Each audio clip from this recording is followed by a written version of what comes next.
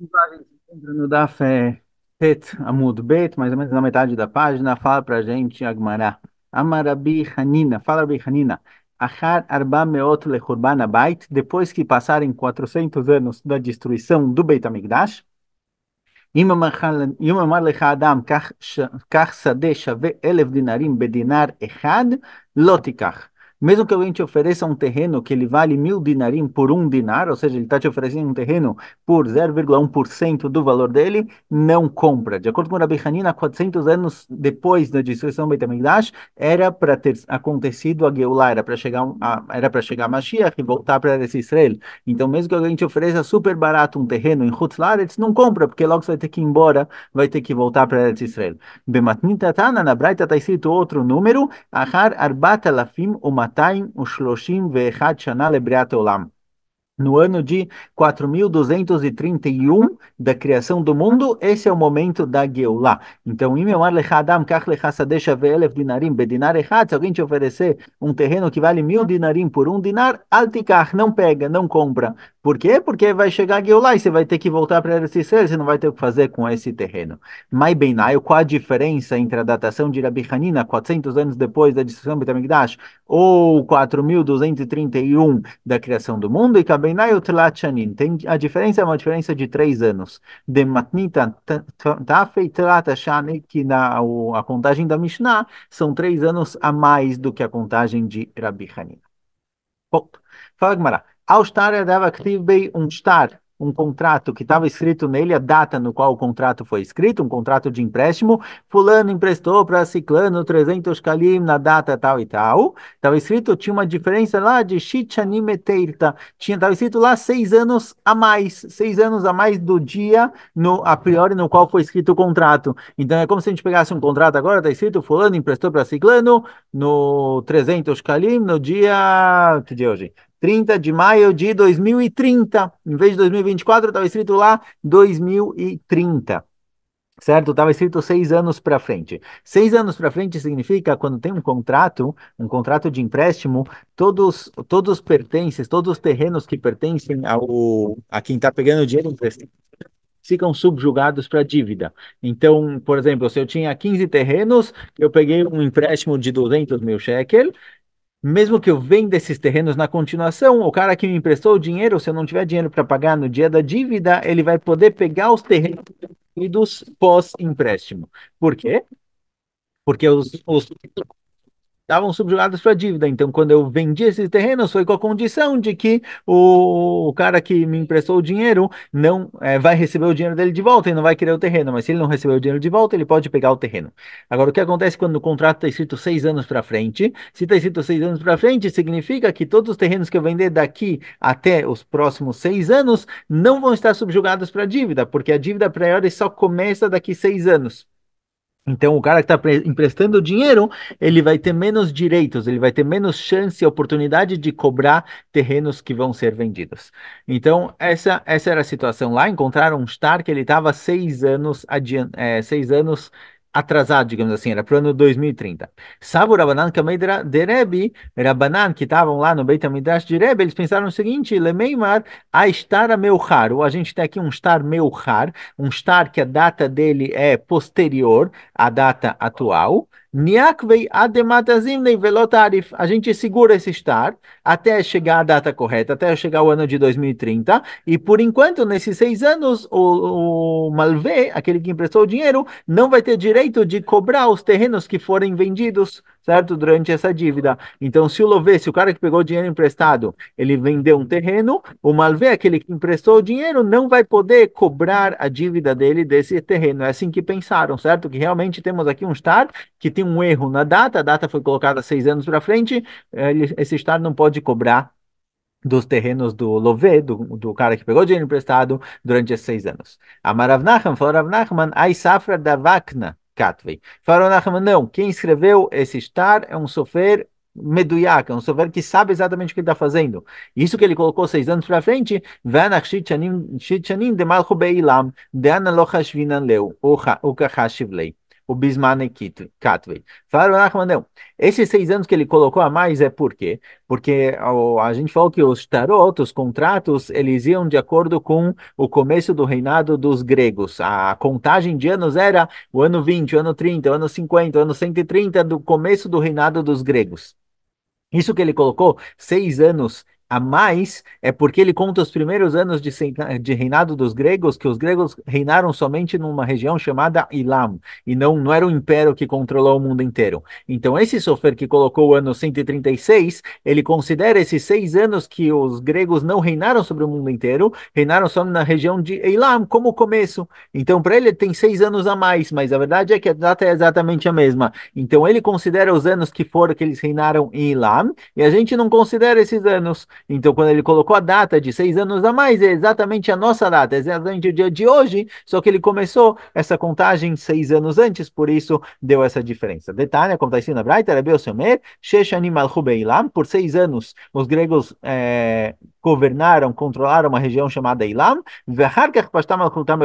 e aí o reinado deles se espalhou para o mundo inteiro. Mas 6 anos eles ficaram lá, e aí tem dúvida se na contagem de anos nos contratos se colocavam esses 6 anos, consideravam eles ou não consideravam, mas então esse estar é um estar com a data correta.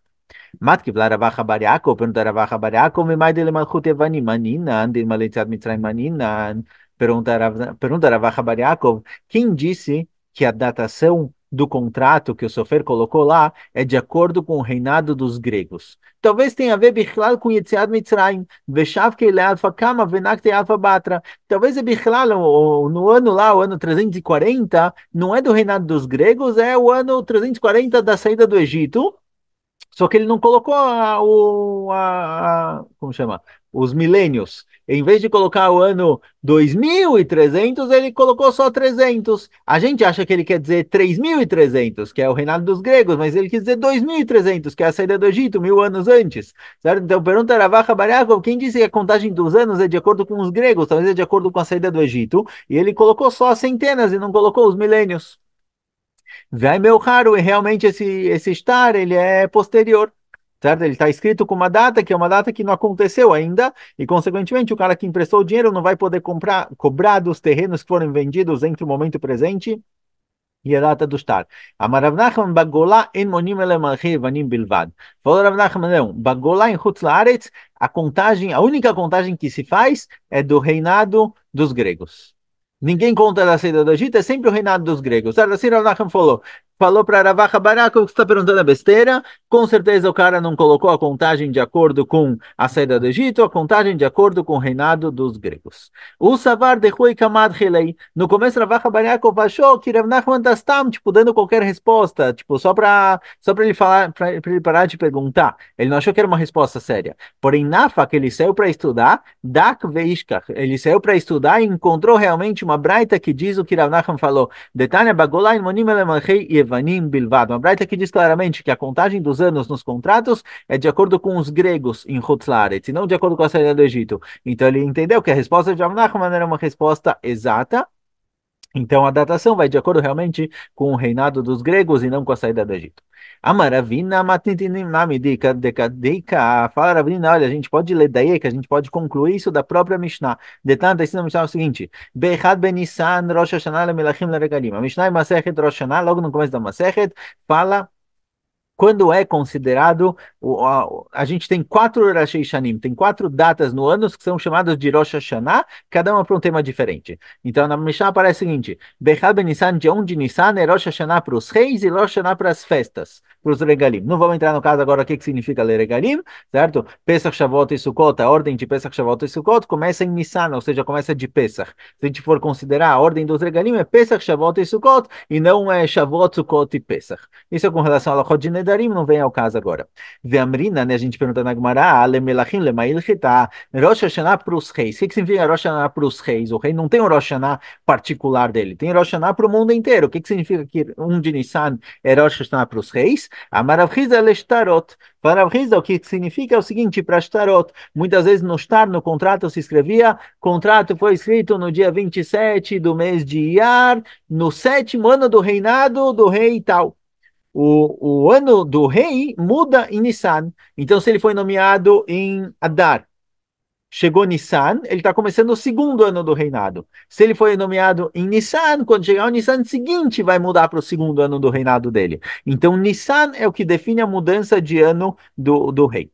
Vetnan, e logo na Mishnah aparece lá também, Bechat Betishrei, Rosh Hashanah Lashanim Velashmitim. Está escrito que de Tishrei é Rosh Hashanah para a contagem dos anos e para a contagem da Shemitah. Vemlean Leshanim Lemay, e perguntou, a Gemara perguntou o que significa Rosh Hashanah para os anos, em que sentido a contagem de anos muda em Tishrei? Rav Chizda fala, olha, com relação a Shtarot, com relação a contratos, quando chega de de Tishrei, muda o ano com relação aos contratos. Certo? Assim falou Rav Hizda. Então, igual de Nissan é Rosh Hashanah para os tarot, para os contratos, Rav Hizda falou que de Tishrei também é Rosh Hashanah para os contratos. Caixas tarot Adadem. A Gemara pergunta, a gente tem aqui uma contradição. Por um lado, você falou que de Nissan é quando muda os anos para os tarot, para os contratos. E aqui está falando que é dia de Tishrei. É Tishrei ou Nissan? O Meshaninan kan Malchei Israel, kan Malchei Odokhavim. E a gente divide. Se você vai contar os anos no contrato de acordo com Malchei Israel, você vai de acordo com Nissan. Se você vai contar os anos no contrato de acordo com Malchei Odokhavim, um rei Goi, você vai de acordo com Tishrei, certo? Lemalchei Ovdei Kochavim Mitishrei Maninan, Lemalchei Israel Minisan Maninan. Sim, então, se é um rei Yehudi, a contagem dos anos dele de reinado, primeiro ano, segundo ano, terceiro ano, vai de acordo com Nissan. Se ele foi nomeado rei em Tevet, quando chegar Nissan, começa o segundo ano. Não é no dia que ele foi nomeado, e sim quando chegar Nissan. E Malchei Ovdei Kochavim é em Tishrei. Em Tishrei faz a mudança. Pergunta Gmará, Veana Nasta Mitestei Manina. A gente hoje em dia, fala Gmará hoje em dia, aqui na época da Gmará, em Bavel, em Chutz Laaretz, a nossa contagem é baseada em Tishrei. E se realmente a gente fosse seguir a saída do Egito, se o valor dos tarot fosse de acordo com a saída do Egito, a gente deveria ir de acordo com Nissan. Saída do Egito foi em Nissan. Ela lava, então a gente vê que aqui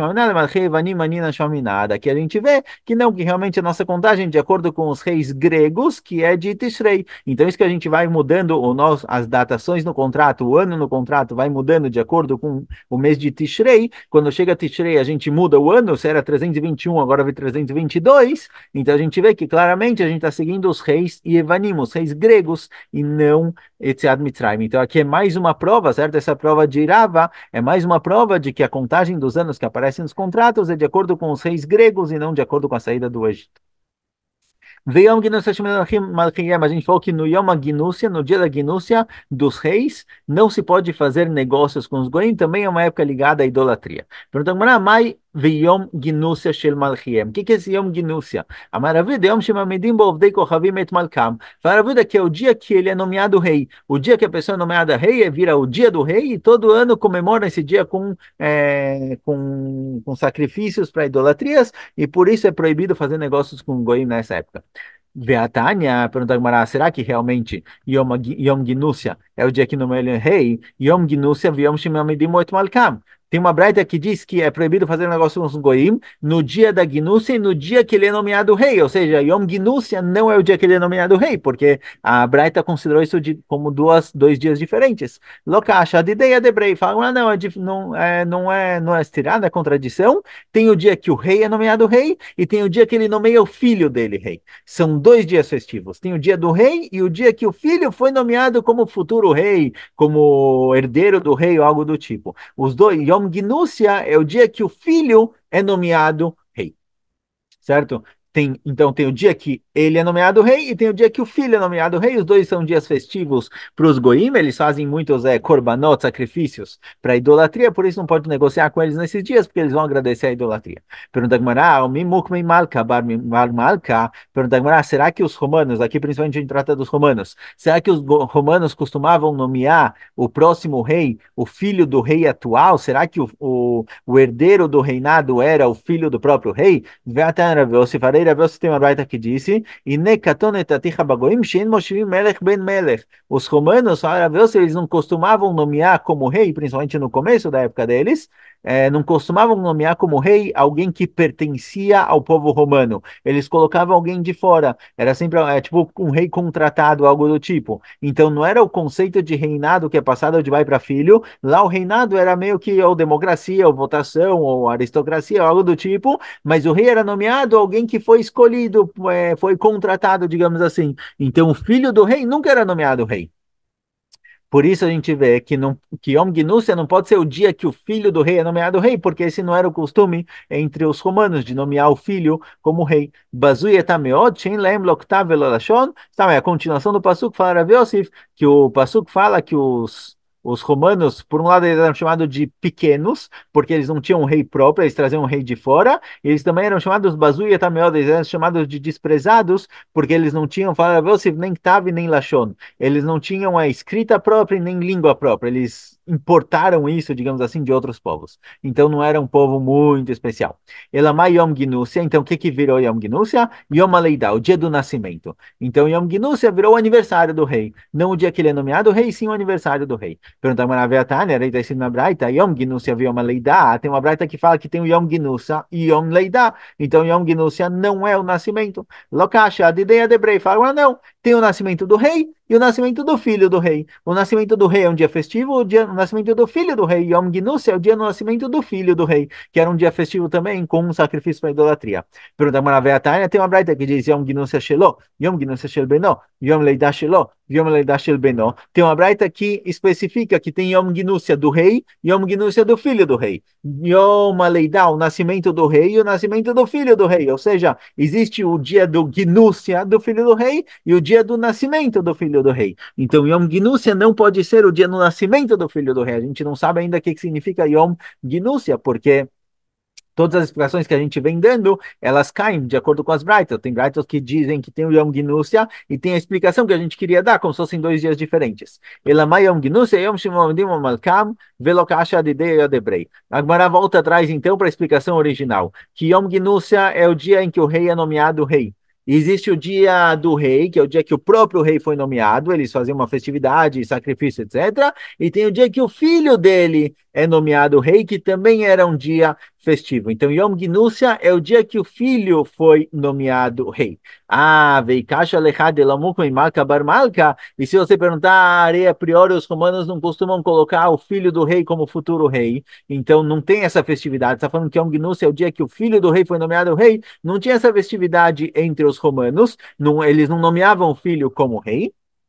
Como você vai explicar isso? Aí ele deixa lá, Mukmei. Fala, mas olha, realmente eles não faziam isso no automático, mas se o rei pedir, se o rei do momento pedir, o César, quem seja, fala, olha, eu gostaria que o meu filho fosse nomeado rei depois de mim, às vezes eles aceitavam. Então, às vezes acontecia que tinha o dia em que o filho do rei foi nomeado futuro rei. E esse dia era proibido de fazer negócio com os goim. Kegon, como por exemplo, Asvirus bar Antignos, certo? Como Asvirus, filho de Antignos. Antignos era rei e ele nomeou o filho dele como próximo rei de Malach, certo? Que ele foi rei. Então a gente vê que às vezes acontecia que o filho do rei se tornava rei também. Por isso existe esse Yom Gnússia, que é o dia que o filho é nomeado rei, futuro rei, herdeiro do reinado, e esse dia é proibido de fazer negócios com o rei.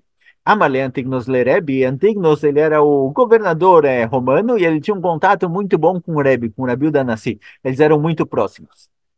Tem toda uma história de que eles foram trocados quando crianças, voltaram. Tem uma história aí comprida, mas de qualquer jeito, Antoninos e Rebbe eram muito próximos. Então, Amarle Antoninos e Rebbe. Falou Antoninos para Rebbe o seguinte: ele pediu para ele um conselho. Bainan demloch asvirus barei tartoi, tartoi. Ele falou: olha, por um lado, eu quero pedir uma coisa pro Senado romano. Eu quero pedir que o meu filho vire rei depois de mim. Eu quero fazer esse pedido para o Senado.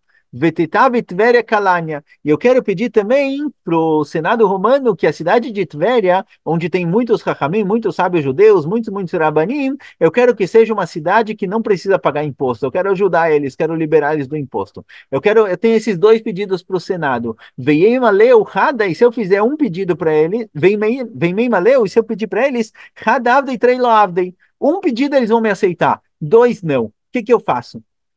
Certo? Então, Antoninos perguntou para Rebbe, olha, eu tenho dois pedidos a fazer para o Senado, e eu sei que eles não vão aceitar os dois, eu não sei o que pedir. Se eu peço para o meu filho virar rei, ou se eu peço para liberarem a cidade de Tver, onde tem muitos Talmidei Chachamim, de pagar impostos. O que que eu faço? Assim ele perguntou para Rebbe, pediu um conselho. Aite Gavra, Rebbe, a gente vai ver, ele não respondia direto para Antoninos, ele fazia um ato, ele fazia uma cena que disso Antoninos entendia o que que Rebbe quis dizer, a gente vai ver por quê. Então Rebbe falou o seguinte, olha, não respondeu, ele trouxe alguém, trouxe uma pessoa, Arque veio Havrei, colocou uma pessoa no ombro da outra, e ele deu uma Yoná, deu uma pomba pro cara que estava sentado em cima, no ombro do cara que estava sentado do cara de baixo, certo? Um cara levantou o outro no ombro e deram uma pomba pro cara que tá em cima. E Rebbe falou pro cara de baixo, Ei Marleila, fala pro cara que tá em cima de você, Delemifrach minhada Yoná, para ele mandar a Yoná embora, para ele soltar a Yoná. Amar, Shmamina, certo, ponto. É isso que o Rebbe falou. Então, Antoninos perguntou para o Rebbe o seguinte: o que eu faço? Eu nomeio meu filho de rei ou peço para liberar o imposto de Tvéria? Rebbe não respondeu diretamente, ele fez uma cena lá, um teatro, em que ele trouxe uma pessoa, colocou ela em cima do ombro de outro, deu pro de cima uma pomba e falou pro de baixo: olha, pede pro cara lá de cima soltar a pomba. E Antoninos tinha que entender sozinho o que que Rebbe quis dizer para ele. Amar, Antoninos entendeu o seguinte: Shema Miná, posso concluir daqui do que Rebbe me disse, do que Rebbe me demonstrou. Achi que amalho, o que ele quis dizer é o seguinte: At bai minayo des virus bari imloch tachutei. Você pede para o seu filho as vírus virar o rei, vem Malele as vírus, e você pede pro seu próprio filho, que vai virar o próximo rei, de Tavet Kalania. Pede para ele pedir para o Senado para a cidade de Tver ser liberada do imposto. Ou seja, você não pode pedir duas coisas para o Senado, ou para o seu filho ser rei, ou para a cidade de Tver ser livre do imposto. Pede para eles para o seu filho virar rei, e para o seu filho pede para ele pedir para o Senado para liberar a cidade de Tver do imposto, porque o Senado vai aceitar o pedido dele, vai ser um pedido único. É isso que Rebbe quis dizer com a historinha dele. Ele falou: olha, você é o rei. Coloca seu filho em cima de você, ou seja, coloca ele como próximo rei, e você fala para ele: solta a pomba, libera a pomba, ou seja, libera os Rahamim de Tver de pagarem imposto. E aí você vai conseguir as duas coisas. Ponto. Outra situação onde ele se aconselhou com o Rebbe. Amarlei metzarin li chashuveiromai. Falou, olha, os romanos, eu estou tendo um problema com alguns senadores. Tem alguns senadores lá, pretores, que estão me fazendo problema, eles estão me causando muito sofrimento, não sei o que fazer com eles. O que eu faço? Mailele Guiná. Rebbe levou Antoninos para passear na Guiná, ele não quis responder direto o que fazer, levou ele para passear na Guiná, colheu Macarlei Pulga, Mimishra Kamei. Eles começaram a passear na Guiná vários dias. A cada dia, Rebbe tirava uma berinjela, um rabanete, algum legume do chão. Cada vez tirava um. Em vez de colher vários legumes juntos e levar para casa e fazer o almoço, um dia ele tirava uma berinjela, no outro dia tirava outra, no outro dia tirava outra, o rabanete ou berinjela. Então, o que Antônio aprendeu disso? A marcha minachi, que é a malha, o que Rebbe quis dizer o seguinte: At ketol chad minayu velot itgareu bekulhu. Ele quis dizer para Antônio o seguinte: olha, você tem um problema com eles? Mata eles. Você é o César, você é o governador, mata eles, mas de um em um. Não todo mundo junto. Não vai contra todos os senadores juntos. Pega de um em um no dia a dia. Hoje você mata um, daqui uma semana mata o outro, depois outro foi envenenado. Quer dizer, faz isso, tira eles da sua frente, mas aos poucos, não de uma vez só. É isso que Rebbe quis dizer para ele. Pergunta Gmará, Veleima Leimeiro Abédia, por que Rebbe não falou? Certo? Porque Rebbe faz toda essa encenação. Fala para ele o que fazer e acabou. Amar, chamei bei chuveirou, meu metzarulei. Rebbe ficou preocupado, falou: se eu falar para ele, olha, mata de um em um, não todo mundo junto, mata de um em um, os romanos vão ouvir e vão causar problemas para mim, eu não quero isso. Veleima lei belachas, fala em silêncio então, fala becheque, certo? Não vai conversar com ele na frente de muita gente, mas fala em silêncio, fala: olha, eu acho que você pode fazer isso, isso, tal, problema resolvido. Responde Agmará, Mishum Dechtiv, que Ofa Shamayim Yolich etakol. Daí no passo que Ofa Shamayim Yolich etakol, o pássaro do céu, ele leva a voz. Ou seja, tá bom que você está falando aqui Becheque, tem silêncio, mas vai saber, pode saber, vai saber quem vai estar ouvindo, o passarinho vai ouvir, vai contar para alguém, um passarinho me contou, é melhor não falar. Então, eu prefiro fazer de encenação e Antoninos ia entender sozinho o que Rebbe quis dizer, o conselho foi passado dessa forma. Conta Agmará outra situação. Avalei ao Barta de Chama Gira. A Antoninos tinha uma filha chamada Gira, Kavda e Sura. E ela traiu o marido, ela zinta, ela se prostituiu e Antoninos não sabia o que fazer com ela. Shadarlei Gargira. Ele mandou para Rebbe Gargira. Gargira é um tipo de grão para querendo dizer para Rebbe, olha, Gira, a minha filha, ela se afastou, se distanciou, ela fez uma coisa errada, certo? Então ele perguntou para Rebbe, o que que eu faço com a minha filha? Ele não queria mandar um mensageiro, porque não queria que espalhasse a história da filha, então mandou para ele Gar Gira, ou seja, minha Gira, minha filha Gira, Gar, ela se afastou, se distanciou, o que eu faço com ela? Shadarlei Kusberta. Rebbe mandou para ele de volta Kusberta. Kusberta significa kos, corta, Barta, sua filha, corta sua filha, mata ela. Se ela fez isso, não dá para confiar nela mais, mata. Shaderlei, Karti. Aí Antoninos mandou para Rebbe Karti, Kusberta, que Rebbe mandou, ele não mandou, não falou Kusberta, ele mandou o que é Kuspera, certo? Que a gente tem hoje em dia, Kuspera, aquela plantinha, não sei como chama em português.